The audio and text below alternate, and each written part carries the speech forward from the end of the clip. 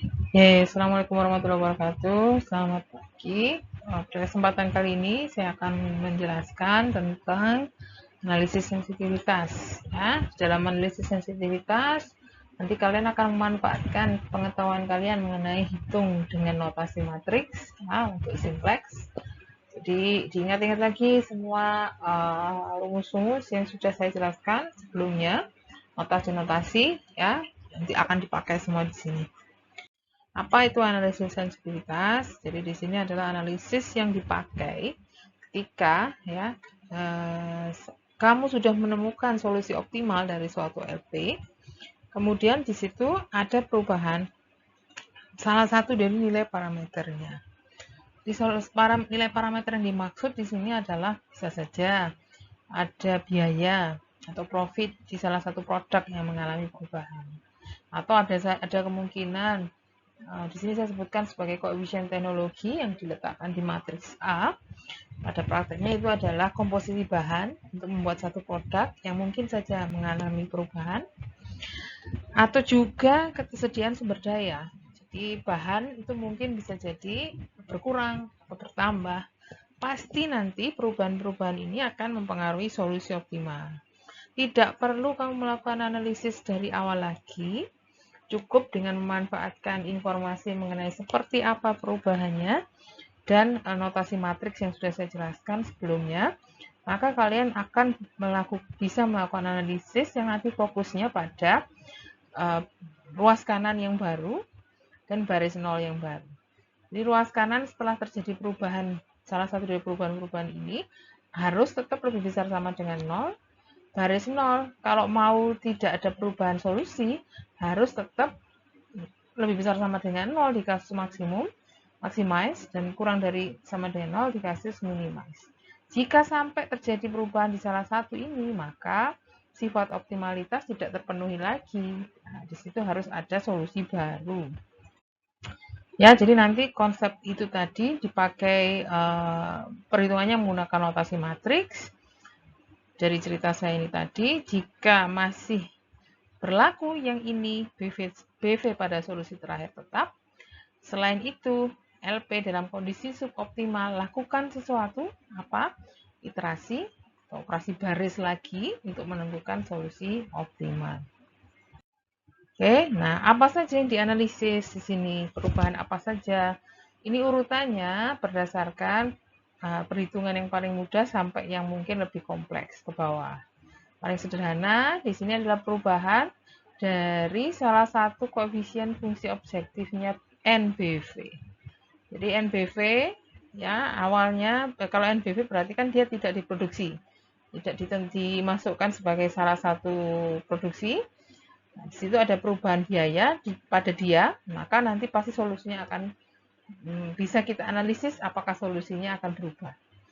Kemudian koefisien fungsi objektifnya BV juga begitu, dia sudah ada di dalam solusi, tapi tiba-tiba ada perubahan biaya. Seperti apa nanti efeknya? Perubahan bahan sumber daya, ketersediaan sumber daya, berarti ruas kanan. Perubahan kolom, perubahan komposisi bahan, tapi di sini yang dipelajari yang non-basic variable. Atau bahkan mungkin juga kamu mempelajari perubahan solusi jika ada penambahan aktivitas atau variabel baru, produk baru mungkin, ya aktivitas baru atau produk baru. Oke, nanti semua pakai notasi matriks sehingga kamu perlu ingat-ingat ini. Jadi kemarin materi sebelumnya, dua rumus ini adalah rumusan yang dipakai untuk menghitung koefisien baris kendala yang di seluruh variabel bunyinya B inverse AC, ruas kanan bunyinya B inverse B. Tapi kamu bisa mengirit langkah untuk yang ke BV bentuk kanonik ya, yang seperti identitas. Jadi harus ingat identifikasi B inverse, identifikasi AC, identifikasi B kecil. Untuk koefisien di baris 0, lebih banyak lagi informasi yang diperlukan, butuh CBV, ya, AC, dan CC. Pastinya untuk yang BV sudah jelas 0 nilainya. Ini kamu pakai untuk menghitung yang NBV saja. Yang ini kamu pakai untuk menghitung yang ruas kanan. Oke. Nah, sekarang ilustrasinya dari cerita saya tadi, Dakota tetap kita pakai. Waktu itu solusinya sudah ketemu sebenarnya. di mana produksi bangkunya berapa, meja berapa, kursinya berapa sudah ada, untungnya berapa juga sudah terjawab solusinya. Tapi di sini akan coba saya pakai lagi. Nah, contoh ini untuk mengilustrasikan perubahan dari koefisien NBV. Lihat saja dulu, ini bentuk standar yang sudah kemudian saya pakai sebagai bahan untuk memisahkan, itu adalah info tentang BV. BV di sini sesuai letak S1 di baris 1, X3 di baris 2, X1 di baris S1 di baris 1, X3 di baris 2, X1 di baris 3. Kemudian NBV sama urutannya juga kita sesuaikan dengan yang ada di sini. Ya, di sini kita pakai untuk mendefinisikan vektor variabel. Ini vektor variabel basic, vektor variabel non basic. CBV, CNBV, ya sesuai yang ada di sini. 0, kenapa 0? Karena koefisiennya 0, koefisien S1 di sini 0. 20 karena koefisien X3 di sini 20. 60 karena koefisien X1 di sini 60. CNBV pun demikian. Makanya di sini 0 semua karena S2 dan S3. Nah, dan nilainya hanya X2 yang bernilai 30. Selain C, kita definisikan lagi B dan N. Ya, pernyataan dalam kolom vektor ini juga silahkan. Tapi kalau B kita butuhnya nanti untuk ngitung B inverse. B miliknya S1 100, vektor kolom miliknya X3 1 1,5, kolom vektor miliknya X1 842, N sisanya X2 62 1,5, S2 010 010, S3 001. Untuk N nanti barangkali perlu ditelusuri komponen dari kolom-kolomnya karena ini nanti dipakai untuk perhitungan koefisien baris 0 di tabel yang BV-nya ini, ya. Sedangkan B cukup info tentang B inverse yang pakai nanti. Nah, sekarang solusi dari tabel yang ini tadi, dari masalah Dakota, sudah kita temukan. Z-nya profit tertinggi 280 dengan cara memproduksi 2 bangku, 0 meja, 8 kursi. Ada sisa kayu 24. Ya, bahan yang lainnya habis. Nah, sekarang jika sampai terjadi perubahan pada koefisien fungsi objektif bagi NBV, NBV-nya kan hanya X2 di sini yang berupa produk. Ya, kalau S2 dan S3 kan bukan produk, ini slag aja, sisa ya, sisa bahan. Jadi produk di sini hanya X2, sehingga nanti yang kita analisis perubahannya adalah koefisien bagi X2 saja. Yang tadinya 30 menjadi sesuatu yang berbeda dengan 30, di mana saya menyajikannya dalam bentuk 30 plus delta. Ya, X2 satu-satunya produk, S2 dan S3 bukan. Jadi kalau dinamakan NBV, ya NBV yang jadi fokus kita adalah X2 saja di sini. Oke, nah sekarang lihat semua notasi matriks yang dipakai tadi. B inverse, A, B kecil, CBV mungkin nanti ya. Yang ini dulu, ini koefisien kendala. Koefisien kendala bunyinya B inverse AC dan B inverse B kecil. Sama sekali tidak ada C di situ. Tidak ada C2 di situ. Sehingga kendala tidak terpengaruh oleh perubahan C2. Lain halnya dengan koefisien baris 0. Ya, tapi koefisien baris 0 pun juga yang isinya CBV B inverse B, ini yang letaknya di ruas kanan, nilai optimal Z-nya, juga tidak ada indikasi C2, karena CBV kan nggak ada C2-nya. CBV hanya miliknya X3, S1, X3, X1, nggak ada C2 sama sekali. Ya, di sini isinya C1, C3 dan C1, nggak ada C2. B inverse nggak ada C-nya, apalagi B kecil. Sehingga Z optimal yang hitungannya seperti CBV B inverse B juga tidak terpengaruh oleh C2 yang mengalami perubahan. Selain itu, ya yang di kolom-kolom selain ruas kanan, baru di situ ada C yang mengalami perubahan khususnya di kolom X2. Hanya di sini, karena C2 munculnya satu-satunya hanya di situ. Di miliknya S1 nggak ada C2, di miliknya S3 juga nggak ada C2. Adanya CS2, CS3 kan nggak ada C2. Ya, jadi hanya satu-satunya koefisien baris 0 bagi X2 saja yang mengalami perubahan. Nanti yang dirubah itu yang ini. Yang tadinya 30 diganti menjadi 30 plus delta. Yang depan ini tetap seperti sebelumnya.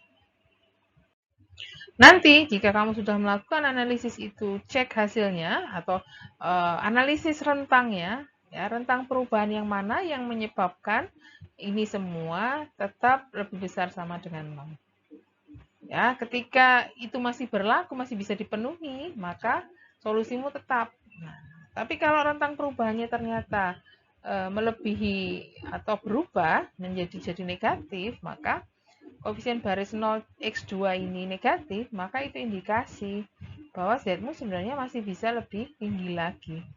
Caranya bagaimana? Kalau ada negatif, kolom negatif kan kamu lakukan pilih itu sebagai kolom pivot yang nanti ditukar dengan salah satu NBV. Salah satu BV ya menjadi entering variable. Oke. Kan lebih mudah dengan contoh kah? Ini ya. Jadi C2 30 menjadi 30 plus delta. Ini saya tampilkan lagi materi bahan-bahannya. Kita butuh hitung tadi satu-satunya yang berubah ini.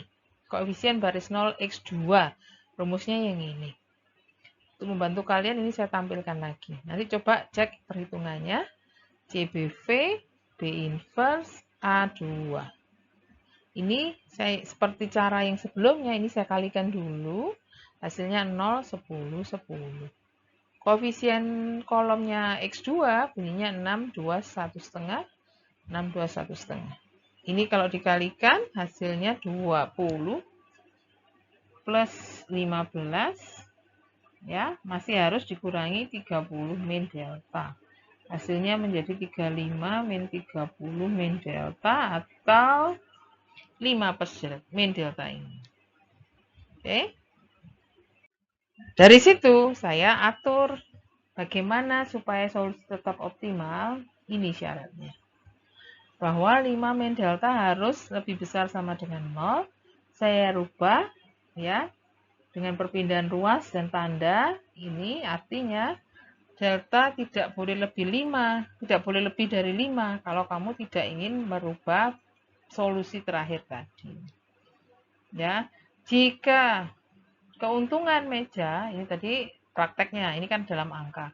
Secara prakteknya, jika keuntungan meja bertambah, tapi penambahannya nggak sampai lebih dari 5, kalau dari 5 itu nggak sampai lebih dari 5, pas di 5 nggak apa-apa, maka solusi terakhir yang ini tadi tetap, tidak ada perubahan. Kalau tidak ada perubahan, X2 berarti tetap NBV, tetap tidak diproduksi.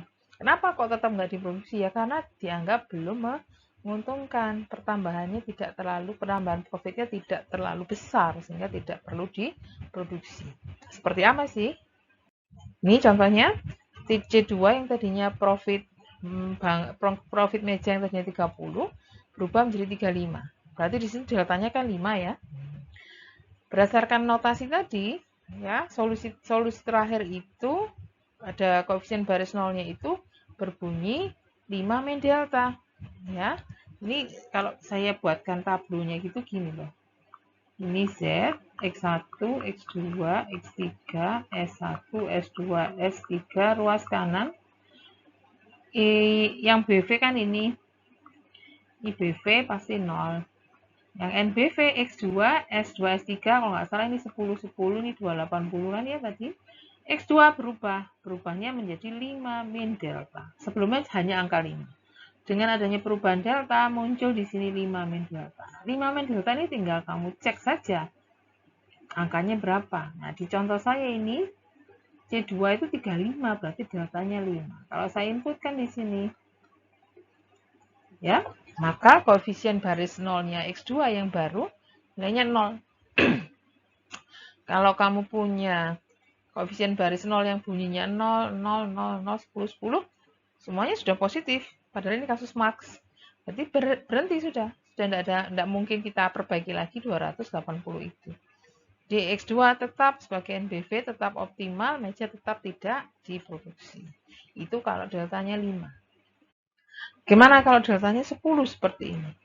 10 itu kenapa? Karena naik dari 30 menjadi 40. Jadi selisihnya 10. Ya, jadi kalau digambar itu 5 min delta ini kolomnya koefisien baris 0 di kolom X2 angkanya akan menjadi minus 5. Nah, minus 5 ini kan indikator kondisi suboptimal kalau ini kasus max. Ya, jadi X2 malah dapat dipakai sebagai pivot, pakai sebagai BV, menggantikan nggak tahu yang mana nanti dengan rasio tes, ya, yang dapat meningkatkan nilai Z, ya. Jadi bentuknya kalau ditaruh di tablo, setelah analisis tadi, ini kan bunyinya tadi 5 min delta, deltanya 10. Hasilnya min 5. Oke. Koefisien minus 5 berarti di sini X2 akan dipilih sebagai kolom pivot. Rasio tes dipakai untuk menentukan mana yang digantikan oleh X2 dari salah satu dari ini. Nah, berhubung kolom ini semuanya negatif, min 2 ini aja yang 1,25, maka rasio tes hanya menang di sini. Ya, X2 itu pasti menggantikan X1, pasti masuknya di baris 3 sini. Ya, operasi barisnya seperti apa silakan telusuri sendiri. Yang jelas setelah operasi baris ini akan berubah menjadi 0001, yang lainnya mengikuti. Ya. Nah, itu setelah dilakukan operasi baris secara lengkap, ini bisa kamu periksa sudah menunjukkan hasil optimal. Dari mana lihatnya? Ini koefisiennya kan sudah tidak ada lagi yang negatif. Ya, Z-nya lebih tinggi dari yang tadi 280, sekarang menjadi 288. Terjemahkan solusinya sudah sekarang. Di baris 1 ada S1, sisanya 27,2. Baris 2 X3, 11,2, berarti produksi di sini. Nah, X3 tadi kursi ya, produksi kursi. Di baris 3 ada X2, bernilai 1,6. Ini produksi meja. Nah, di sini kesimpulannya. Ya, ketika profitnya naik sampai dengan 10 kenaikannya, 30 jadi 40, dianggap meja itu sangat menguntungkan ya. Sehingga masuk ke dalam solusi menggantikan tadi X1 bangku.